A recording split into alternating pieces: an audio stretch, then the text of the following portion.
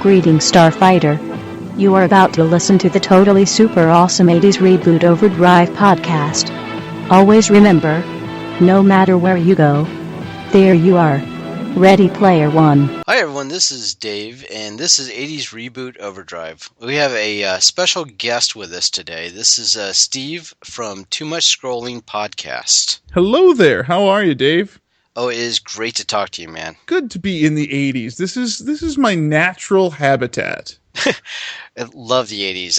I just, every week I get to relive some sort of facet of it, and it's just fantastic to be able to talk to people like yourself that appreciate it. This is some sort of amazing nostalgia machine that you've made here. I appreciate that. That's exactly what I was going for. It's beautiful. And that's exactly what we're talking about today. We're going to be talking about the novels of Ernest Cline. Ernest Cline has written Ready Player One, and recently he released Armada. And then I know that both Steve and I are fans of audiobooks, and I know I've listened to the audiobook by Will Wheaton for both version Ready Player One and Armada. I know you did Armada, but have you listened to Ready Player One? I did. I listened to both books in audio format. Will Wheaton is quite an actor. We know him best from his role on Star Trek The Next Generation, where he was just a kid and acted like a kid, and some people really don't like a Wesley Crusher. But Will Wheaton has really developed into quite an actor, and on Armada, the second novel, he really has come into his own as an audio actor. I would agree. I think he's definitely more pronounced as, the audio actor, if you will, like you said, via Armada versus he was on Ready Player One. But, just the little things that he's done with, that he's progressed throughout the years, where he started with Star Trek The Next Generation. You're right, not everybody was a fan of that. But, honestly, when I was a kid, I wanted to be Wesley Crusher. I wanted to, drive the Enterprise. So I was jealous of that guy. Now, don't forget, he didn't start with Star Trek The Next Generation. His first big movie break was Stand By Me. Stand By Me, of course, yes. Yeah, and that was a great role for him.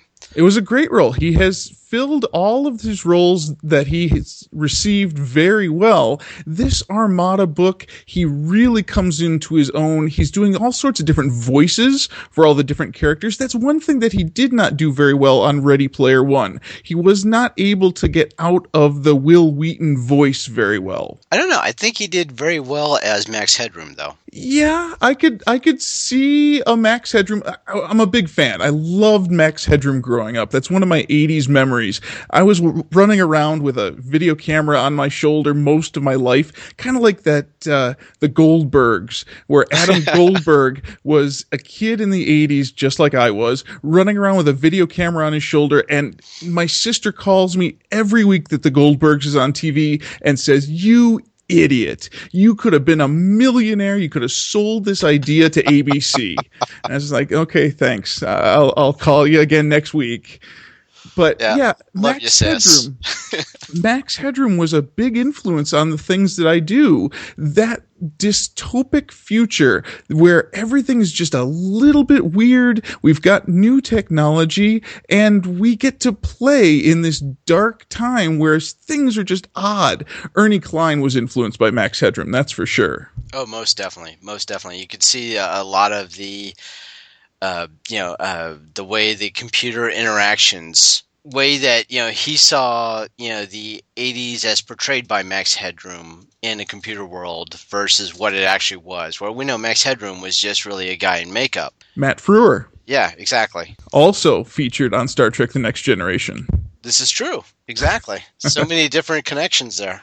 It's all about Star Trek. All about Star Trek.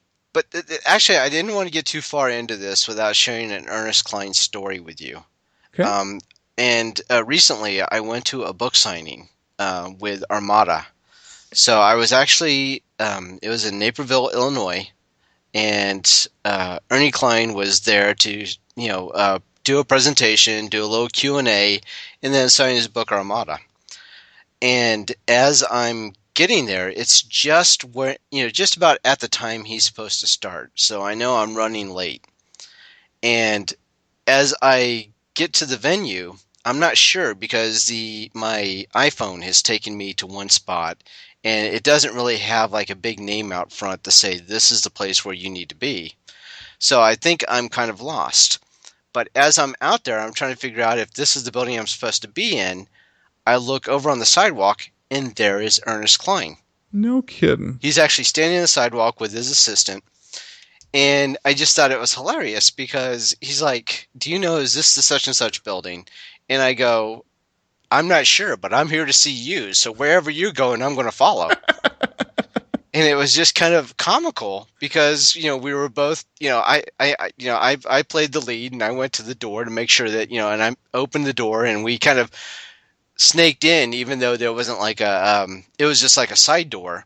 And then went up the stairs and then found out, yes, that was indeed the place that we needed to be. And then, he needed like 5-10 minutes and then he started doing his regular presentation. But I just thought it was funny that we were both kind of late and lost at the same time. That's a pretty good novel. You've got a good novel in you right there. You tell the story about how you were traveling through time and space to go and meet Ernest Cline in Naperville, and you got there, and boy, that time machine didn't work because you got there just a minute late, but the time machine knew that was the right time for you to meet Ernest Cline. You Exactly. took him into the venue, you introduced him on stage, and now you're best friends.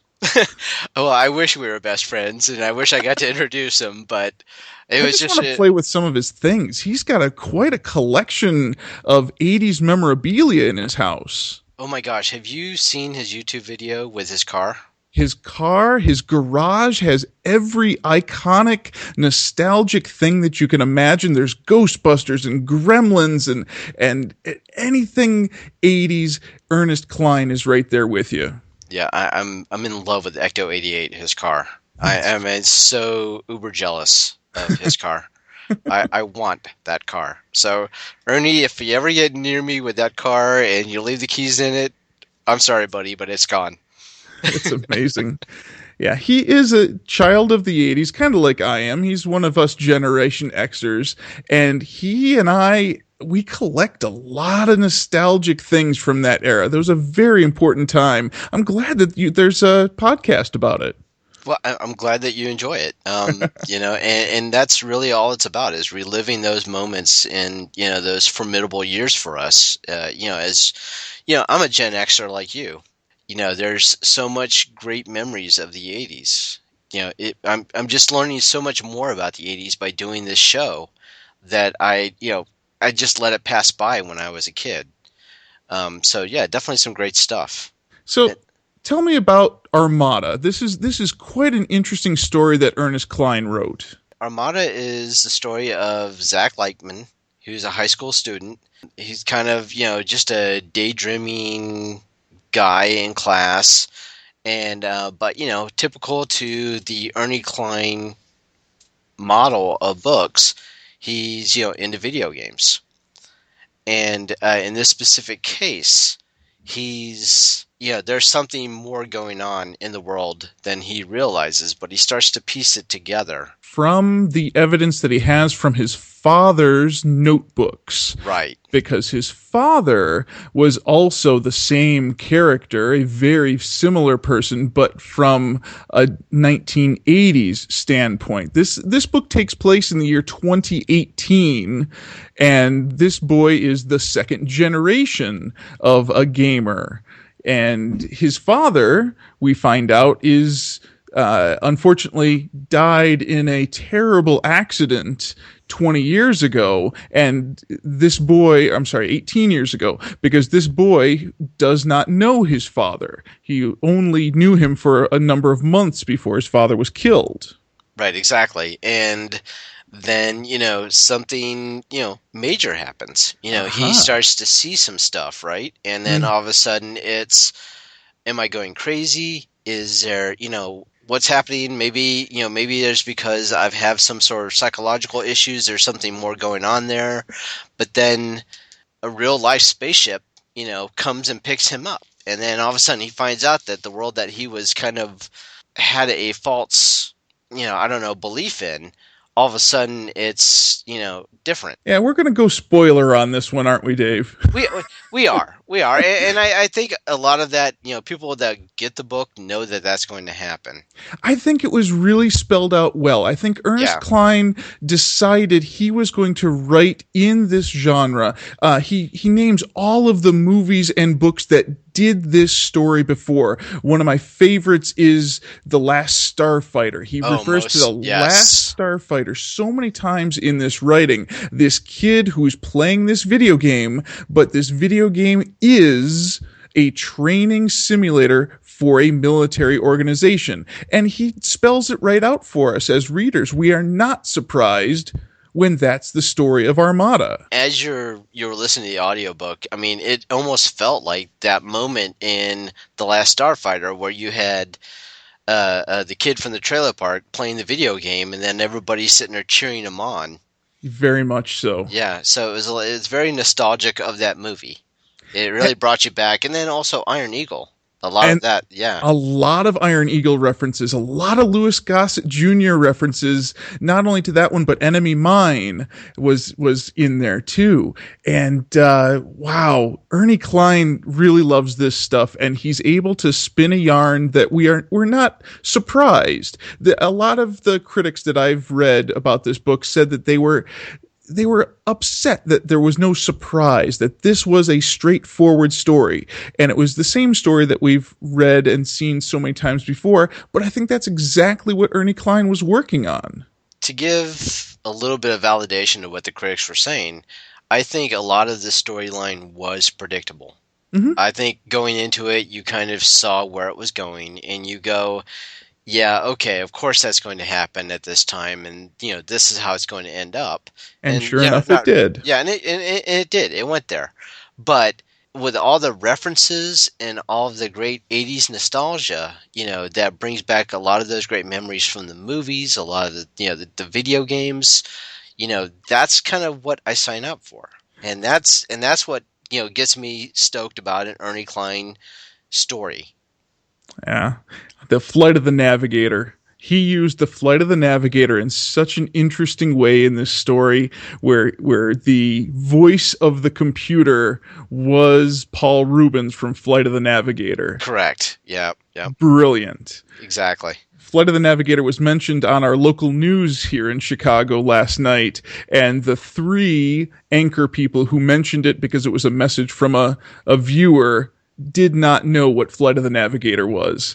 And I was getting a little upset at my television. I tweeted a message to them that they were foolish for not knowing what the Flight of the Navigator was. And the female anchor tweeted back that she was in college at that time. She couldn't know about this film. And I replied, well, Amazon. Should be required watching, please. Oh, absolutely. Paul Rubens, Pee Wee Herman was another big influence of the 80s. And Ernie Cline gives homage to all of these different characters and all of these different stories in Armada. A subtle little note to Activision patches. Back in the day when people were playing the Atari 2600 and they would play video games and take pictures of their screen after they got a certain score, they would send in that picture to Activision to get the patches. Mm-hmm. And, this was kind of how in Ernie's book, it set up, that was how they started keeping track of people, as far as who was their top pilots or the people that were the most adept at, being ready for this eventual alien invasion. Spoiler, sorry. But, it was just kind of funny because he went into that with his Q&A. And I actually, when I went there to talk to him, and of course I tried to get him to do this show, which I haven't been successful with yet, but I brought my Pitfall patch that I had gotten back when I played the Atari 2600, and I sent in my picture from the camera, Pitfall patch, and then so I brought it in just to show him, and he says, well, there you go, now they have your name. Yeah, the They. government organization that's been watching you for the last 30 years at least, and has a record of everything that you've done, and has you in a category where they could use your skills. This is a great story. This could certainly be a true story. That's scary. It's terrifying. It's terrifying. The idea of Google knowing who you are, what your address is, having a photograph of your house because they sent a car around with a camera, and the fact that they bought 16 robotics companies last year. They're trying to set up this network in the sky. They're going to call it Skynet. Don't say Skynet, please. No. No. Oh. Not Skynet. Yeah. Oh, this is not good. This is not good. Thanks for scaring me to death. Now I'm going to be up all night crying. And see, the 80s were much better. Exactly, they were. We just had to worry about a nuclear war. We were okay then. That's right. Exactly. The Cold War, don't like the Russians and worry about a nuclear war, and then you're okay. Yeah, having one enemy. That is one thing that is strong in these novels that are written by us Generation Xers. We have one enemy growing up, and that was Russia, and we worried only about them. We didn't really think about other possibilities of people coming to invade our country. The Chinese were not really on our radar. We had one enemy, a focus. And in this novel, he has a focus of who the enemy is that is coming to get them. And they've been the humans have been training to fight these creatures since the beginning of video game. They have a united front, as far as the world goes, because as we progress in the story, you find out that there's many different people. Like even when I'm just going to be total spoiler here. But when he gets to the moon and he realizes that, there's somebody there from the UK, and then there's somebody, was it China? Yeah, and again, Will Wheaton really came into his own here. He was able to do all of those different characters with different voices, and he did a very good job of it. I really think that his Chinese voice was a George Takei, though. I was going to say the exact same thing. It really, whenever he spoke, just like him. I was like, oh my. I was like, okay, Will, I think I know who you have in your head on that one. And of course, he does his Jean-Luc Picard impression, which we know that Will Wheaton is really good at. His British accent is a little bit off. It's more Australian to me, but he still sticks with it. He has one accent for each character, and he does it really well. Yeah, and you're right. It sounds just like George Takei, and that's exactly what. Every time when I was listening to it, that's exactly what I was thinking. Every time I heard that character, that's exactly who I was thinking of. I was thinking maybe George read the book with him. I'm sure that he knows George Takei. I'm sure that he could go and consult with him on this, and I'm sure George would be happy to help him with this accent. No, I'm sure they would have given him credit for it if he was in the book. But yeah, it was just. You're right, though. It sounded just like him, and it was fantastic. And the way that Will did that. But if you were to do a story comparison between Ready Player One and Armada, which one would be your preference? I think I like Armada better. Armada is the story of a Generation Xer. It is a story very similar to my life. It's set, like I said, in 2018, which is our immediate future. Ready Player One is in a deep, distant future where we are speculating about the things that we have today and how that technology will evolve in the future. This story takes place today, and we have this nostalgic view of the 80s built into it because of these diaries that he finds of his father's. The Ready Player One was a video game world in which people were experiencing a video game that has those nostalgic elements to it, which is why it was logical to have them there. I like his logic in Armada. I like his ability to say, my father wrote these words 18 years ago. I have been studying these for years. I've been playing this video game for a very long time, and now I understand all of the things that happened 20 years ago, and I'm ready to experience what's happening now. So Armada is a little more relatable to you because it's kind of it's almost real life, not real life, but almost as if it could happen. Yeah, that, and I'm not a big gamer. As much as I'm into technology, I'm much more a literary person. I read a lot of books. I watch a lot of movies. I don't play a lot of video games. So Ready Player One had a lot more video game references, where this one had more movie and novel references. Right. Okay. And How about you? Now, for me, Ready Player One was better. Okay. Now, I liked Armada. Definitely, I liked Armada. But Ready Player One was just it was just so different from anything that I had read before or even listened to. Since I'm into audiobooks. And it just really appealed to just all the 80s nostalgia, from Dungeons and Dragons to the references about family ties. There was just a lot of great nostalgia that brought up with that book. And while Armada still did that, I can see the concept of somebody getting kind of sucked into playing a video game and it becoming their whole life. Because you say that you haven't really played a lot of video games, but I know that, for instance, I'm in the Xbox games, and I like playing the Batman Arkham games. And there's actually one of those games that I ended up losing track of time and playing until 4 o'clock in the morning. Wow. So the idea of somebody being stuck into the concept of just forgetting to log out because they're so immersed in their, virtual world, I get it. And I've been there.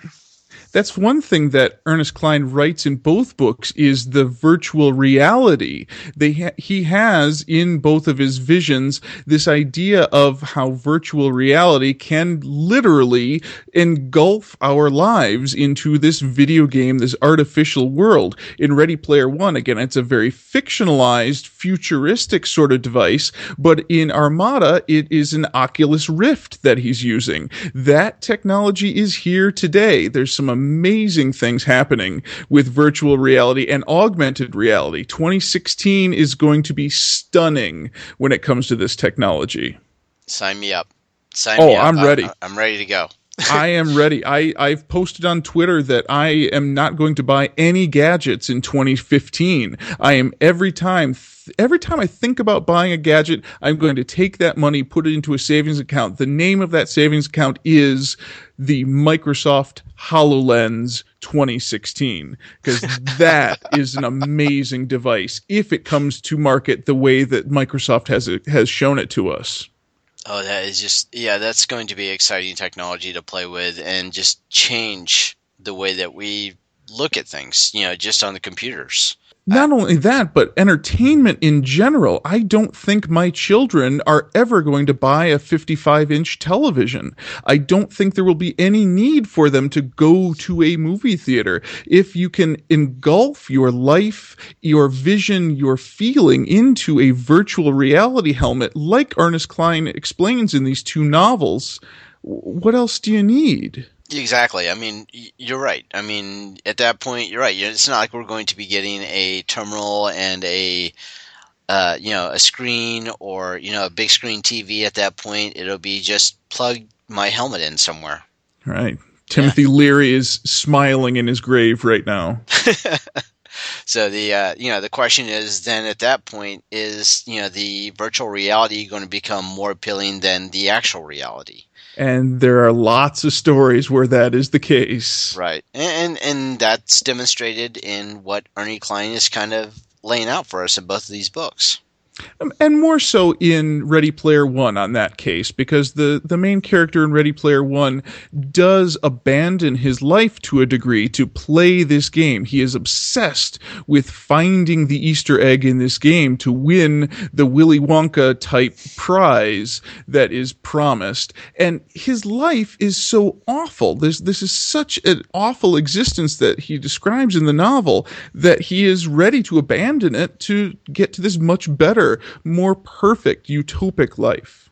Yeah, because he lives in the stacks. He's a very poor kid, and inside the virtual reality or the Oasis is such a better life where he is somebody important.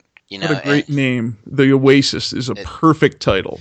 It is, and I forgot what the acronym stands for, but it's just outstanding name. Did you ever watch Ernest Cline's movie, which is called Fanboys? Yes, yeah. That was fantastic. It's a great little small budget movie about a group of guys who are trying to get a copy of Star Wars. Is that right? Yeah, it was right as episode 1. See, here's the problem. I don't acknowledge that there was an episode 1. In my, especially on my show, Too Much Scrolling, there are only 3 Star Wars movies. Quite possibly a 4th one is coming this Christmas. We hope that's a better one. Yes, that's my intention is to finally see a 4th Star Wars movie. But yeah, the episode 1. But yeah, that's the premise of Fanboys. Is before that was released, the group of fans wanted to go see this movie, and one of them had a disease that was fatal. And of course, they wanted to they wanted to give him the opportunity to see it before he passed away. I see. So a very fascinating, great storyline, a very fun movie, and a lot of, once again, homage to the 80s stuff with Star Trek references, Star Wars, just so much great stuff. With a cameo by Jay and Silent Bob in there. Oh, yeah. Yeah, most definitely. That's 90s, but that's okay. We can still talk about it on 80s Reboot Overdrive, right? Oh, of course. Of course. we do a little crossover, a little shout out to different... Kevin Smith's a Gen Xer, so he lives the life. He does. And then Ernest Cline also had a comic book called The Importance of Being Ernest, which is kind of funny, and that one was illustrated by Len Peralta. Now, that one I am not familiar with. It came out in 2001, and it's an interesting collection of his spoken word writing, where he took his ideas, kind of like what we do on podcasts, where we talk a lot, took some of those words and put them into print. Oh, wait a minute. We talk a lot? Are you serious? Yes. No, I know what you mean. Sarcasm. Anyway, so... yeah, I know that he did spoken word, and I know that he had some CDs that were created of his spoken word. So it's interesting that somebody adapted those to comic books, though. I didn't know that. That's great. Yeah, he did it himself. This is a self-published work, and he's a pretty brilliant guy. He should probably be on your podcast. You should find him on a street corner in Naperville. I tried. I've been trying to get George Takei to come on our show because we've talked about George Takei's biography. His film To Be Takei, and he is such an iconic figure in all of these things that we like to talk about. I would love to get him on our show. George is a fantastic guy. You can just tell that just based on the appearances he's done and the snippets of interviews, and then the various guest appearances that I've seen. I've never seen anything negative about him. No, I think he is a very positive influence, and he should be happy about what he's done with his fame. Yeah, but to go back to your point about Ernest Cline, I have been cyberstalking him since I started this podcast. So good. Believe it or not, I shortly after I started 80's Reboot Overdrive, that was kind of my I don't know if that's when I first heard Ready Player One for the first time, but it was around that time frame that I just really got so in love with that novel. And I don't know if you're like me, but if you get like an audiobook that you really like, you'll re-listen to it. I have been known to re-listen to an audiobook that's great. I really appreciate the whole cast presentations of audiobooks. This is not one of those. This is just Will Wheaton giving his all of the characters, but he does a good job of differentiating those characters, like I said. The whole cast versions where they get a whole studio full of people to give the presentation, like an old-timey radio drama, those are the ones that I'll re-listen to mostly. Okay, all right. Well then, so you're aware of, or you know how it feels like to re-listen to one over and over again. And that's where I'm at with actually Ready Player One. I'm probably on maybe my 6th listen to this audiobook. See, for Ready Player One, I found Will Wheaton's reading was a little bit too slow. I actually think that I listened to the whole thing on either a 1.5x or a double speed in order to get through his presentation. He was doing a little bit too much Shatnering. Wow, okay. I guess I'm just so in love with the story, maybe. It's a great story, and that's why my focus of our conversation tonight has been about Ernest Cline, and because I really admire his writing. He is the voice of my generation in that he loves this stuff so much. He's a geek, and we love geeks. Oh, we do. And, just for a guy that will, once he got in his book where it did with Ready Player One, and he buys himself a DeLorean. He puts a flux capacitor in it. He's got the kit light bar out in front of on the grill. I mean, I'm just so jealous once again of his car. But because he gets it. He gets all those references. He's got a oscillation overthruster for Buckaroo Banzai fans. Nice. That's in that same car, and then he's also got the proton packs for the Ghostbusters. So he gets it. He gets all of the major things. He's got all the bases covered, and you're like, yes, this is my guy because he's in love with all the same things I am. And Ready Player One's going to get even better for you because December 15th, 2017, Steven Spielberg is going to be giving us the gift of a movie version of this story. It seems built for a movie, doesn't it? It does, and I want to make sure, I hope Steven gets the rights to use all of the references that Ernie has in the book. And doesn't Steven Spielberg seem to be the right name to get all of those rights to all that intellectual property? Most definitely. He is definitely the name to have behind that to say, hey, I just want this. And they're like, okay, here you go, Steven. Just give it to me. Yeah. And you can have M&Ms for E.T. Oh, too soon.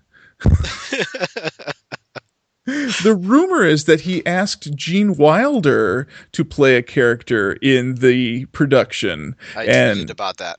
Yeah, that would be pretty phenomenal. Gene Wilder certainly was an icon of the 1980s with a slew of films ranging from Willy Wonka and Charlie and the Chocolate Factory, or whichever one is which. I can never remember which one is which. And Blazing Saddles and Young Frankenstein. That would be a pretty big get. Yeah, and the rumor was that he'd be playing James Halliday, which was the billionaire that had created the Oasis, that had created the Easter egg contest, and then passed away at the beginning of the story. So that would be a great character for an aging Gene Wilder, right? And then be able to do cameos throughout because they would have his avatar from the game, show up at various points. And technology's done such interesting things with older actors playing their younger selves of late. I could see them recreating a Gene Wilder in his heyday in that digital medium of the Oasis. Oh, like a reprint of Gene Wilder from like Willy Wonka? From that age. We've Yeah. seen that lately with the Tron remake. We saw a much younger Tron walking around that world. And what was the other film a few weeks ago? There was a much younger, older actor, Ant-Man. In Ant-Man, the Romancing the Stone guy. I know who you're talking about. How come I'm drawing a blank? Kirk Douglas. Douglas. Yes, thank you. A younger Kirk Douglas appearing in Ant-Man was pretty spectacular. That would be quite a coup to get a Gene Wilder out of retirement to do that.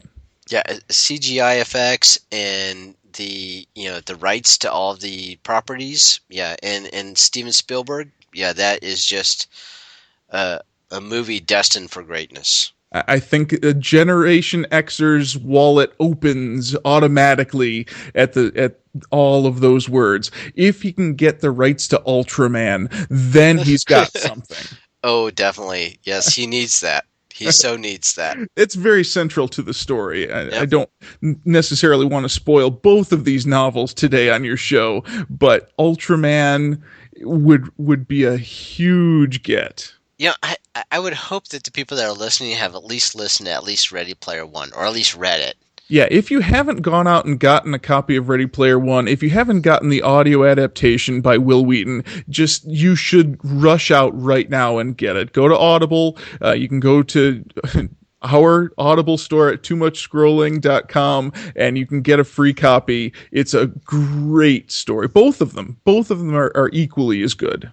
Yeah, they are. They are most definitely. And I mean, Ernest Cline definitely, is the voice of, of Generation X, if you want to call it that. But I mean, really what he writes each time is a love letter to the 80s. Mm-hmm. And he does it well. Oh, I agree. Was there anything that disappointed you about Armada? I was not disappointed one bit. I was glued to this story. I was glued to Will Wheaton's narration. I got through this audiobook so much faster than some of the audiobooks that I get. There's some of them that are a real slog.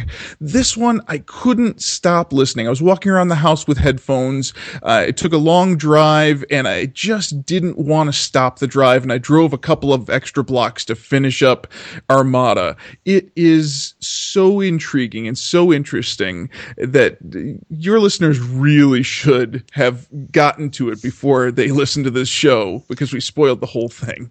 Well, not too much. I don't think we ruined Armada yet. But I agree with what you're saying, and I'm so glad that you said it that way, Steve, because that's my criteria for what's a great story via audiobook. Because if I get to my destination, and most time I'm listening to an audiobook as I'm commuting, but if I get to my destination and I don't want to stop, and I've got to continue to listen, even though I'm already where I need to be, that's a great audiobook for me. And that's one great feature about Audible. If you get the audible.com version, is you've got that whisper sync feature. So you can buy from Amazon the Kindle book and the audio from Audible. They're the same company. And it will know where you stopped, and it will continue on the opposite format. So if you were reading it on the Kindle and you closed that app or turned off the Kindle device and started up on the audiobook, it will be at exactly the point where you stopped, and vice versa if you're listening to the audio. Oh, very cool. Oh, very it's cool. Amazing technology. It's straight out of the 80s. But yeah, I mean, to my point though, if you're like driving to work and you're not necessarily going to pick up that, the Kindle version or the, start reading actually, because you got to do work. That's where I'm at, where I'm listening to an audiobook, like Armada or Ready Player One, and I get to my destination and I'm like, oh man, I don't want to stop at this part. I want to keep listening. Mm-hmm. And that's where I've been with both of these audiobooks. And I think a lot of credit of that goes to, the writing of Ernest Cline, obviously, but then also the storytelling of Will Wheaton. I agree. I agree completely. They are both relatively short books. They're relatively quick reads either way, but they are so full of all those references. You're going to have to find a geek on your way to work, or you're going to have to get the Geek Encyclopedia and open it up to the page on Flight of the Navigator to find out what he's talking about. Flight of the Navigator, definitely a movie worth watching. Absolutely. And I love how he snuck in just a few references that some readers would not get. The reference to Galaxy Quest in Armada was very subtle, and I was giggling very much. Well, what I liked was at the beginning of the Armada book, there was a protagonist, Iron Eagle. Iron Eagle, back to Iron Eagle again. Yeah, exactly. So Notcher, the guy that he references, Notcher is the bad guy or the bully in Iron Eagle. There you go. So I thought that was just hilarious, that little nod to the movie. But had you not seen the movie, you wouldn't have caught that. I don't know that I've ever seen Iron Eagle, and I think that there's actually a paragraph in Armada that says, man, if you haven't seen Iron Eagle, you have to go get it right now, because apparently that is a movie that really influenced Ernest Cline. There is so much of Iron Eagle in Armada. Mm-hmm. There is so much. There's a part where he's talking about music keeping him in sync as he's doing his flights. With the drones, that he needs music to keep him in sync, and that's ripped off completely from Iron Eagle. All right. So if you have not seen that movie, I would definitely recommend going to go check that out. That should be a staple of the 80s. Steve, why are you on the show if you haven't seen Iron Eagle? I am standing in honor of you, the 80s master who has seen Iron Eagle. My list of Louis Gossett Jr. films is without Iron Eagle, and I have to rectify the situation. I definitely recommend going and check it out. And it'll definitely help with the story of Armada, where you catch those references, and it makes it a lot more fun. Wonderful. And there's actually one of the things that I wanted to make sure that we mention on this show is that I actually got a tweet from Retro Wave Dave, and he says, I love these books so much, really looking forward to how they adapt them to film. Oh, yeah. And really, we're going to see coming up this year a series made about the group of people who were in The Last Starfighter. The freedom fighters from The Last Starfighter are getting their own TV series coming up this year. I could see the same thing happening with the freedom fighters in this novel, where those people could go on to have all sorts of fun adventures in space. Well, I mean, you know that he's also got a movie deal for Armada, right? Oh, that is absolutely the way things go in our movies these days. When somebody writes a good book, the production companies trip over themselves to give them money to get the rights for those titles. Right. So we're not only are we getting Ready Player One, but sometime in the future, who knows, what director will be attached to that, but we're going to see an Armada movie, or at least, there's going to be the rights to have the Armada movie made. And I would assume that because, some studio is paying the money, that they're going to go through with it, I hope. So, we'll see where this all goes. And I know that he's got a new book deal where he's got many more books coming, that he's kind of committed. And there was rumor that there could be a sequel to Ready Player One. I could see how the story could continue on Ready Player One. Actually, both stories. Yeah, sure. Yeah, sure. He didn't kill off too many of the characters in either story, so he's got some characters to work with. He does. He most definitely does. He's got some good connections there between the main players, and just a lot of great ways that he can go with it, and tons more of the 80s to reference. Get some more great 80s Reboot Overdrive action. Most definitely will. There's your show title. Exactly. All right, so Steve, you got any parting thoughts on Ernie Cline? Ernie Cline, you should come on to 80s Reboot Overdrive and talk to Dave because he really loves the 80s and your works really have inspired a lot of great conversation on 80s Reboot Overdrive. Oh my God, thank you, Steve. Wow, how many times could you say 80s Reboot Overdrive? I think I could squeeze it in a couple of times in a sentence. But I agree with you. Ernie, we need you on the show. So if you are ever get a chance to listen to this podcast, please know that look at those emails that I've sent you and my cyber stalking. I'm sorry. But at the same time, I need you on the show. I need to talk to you because you are just awesome. And right before you do this show, you should come on to Too Much Scrolling, which comes out on Tuesdays. And we'd love to hear a good morning from Ernie Cline. We've talked about all of his books on our show as well. We're going to talk about Armada coming up this Tuesday. And all of your listeners can tune into our show, Too Much Scrolling, at toomuchscrolling.com. We're on iTunes and Stitcher and TuneIn Radio. And you can find us on Twitter and Facebook and Instagram. And we do a movie of the week, a book of the week, and an app of the week, and we talk a lot about geek and 80s. That's a big part of our show. You know, Steve, I appreciate you taking the time to talk with me tonight. Oh, thanks for having me on, Dave. Yeah, this has been fantastic. Not only being able to geek out about the 80s, but just having, a mutual appreciation for the books of Ernie Cline, and it's been great. Yeah, thank you very much for having me on, Dave. We hope you've enjoyed this show. This podcast is part of the 80s Reboot Overdrive channel on Southgate Media Group. You can follow us on Facebook on the 80s Reboot group page. We're also on Twitter and Tumblr at 80s Reboot. We invite you to check out all the wonderful podcasts and blogs available at southgatemediagroup.com. And thank you for reliving the 80s.